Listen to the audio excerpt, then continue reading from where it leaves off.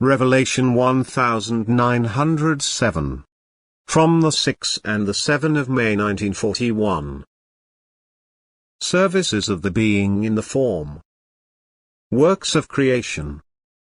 There is no other path to the height than that of service.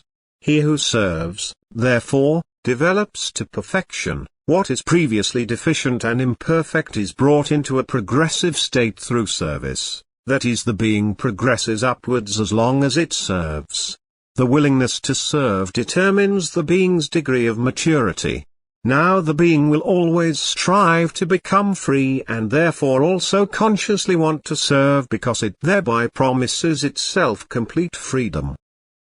If the being enters into a union with an external form which is of little use to humanity, then the serving function will not be overly occupied, which is of great disadvantage to the spiritual being in the external form. For every stay in the form should earn the being a certain degree of maturity. As soon as the form is needed, it also has a task to fulfill. It must therefore serve. The serving state is a surrender of one's own will under the will of the other, and what is admitted to serve must also have, so to speak, declared its willingness to prove itself useful, otherwise no serving activity can be assigned to it. But there are also works of creation which seemingly have no mission to fulfill, and then the human being is easily inclined to believe that such works of creation never harbor the spiritual which is in higher development but are dead and spiritless, thus unlived by the divine spirit, unlived by God's great love.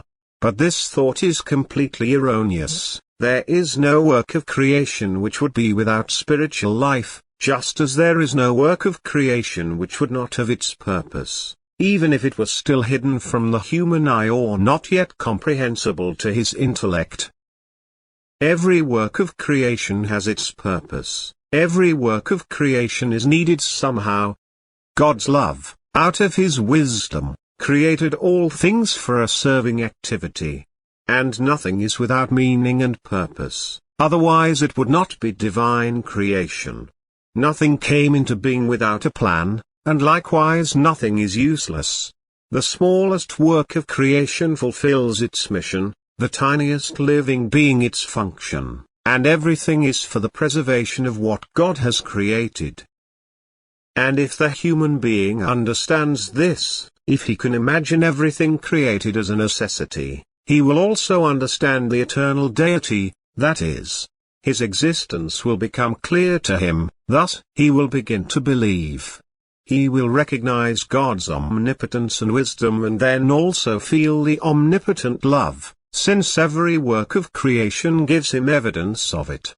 God has to be acknowledged as the origin of the whole of creation, only then can the human being be guided into realization, only then will he have an open ear and heart for the truth, for the teachings which God himself gives to people, which are intended to enlighten him about what is outside of earthly life, about the human being's relationship to God, his task and his goal, about his outcome and his final return to God. Amen.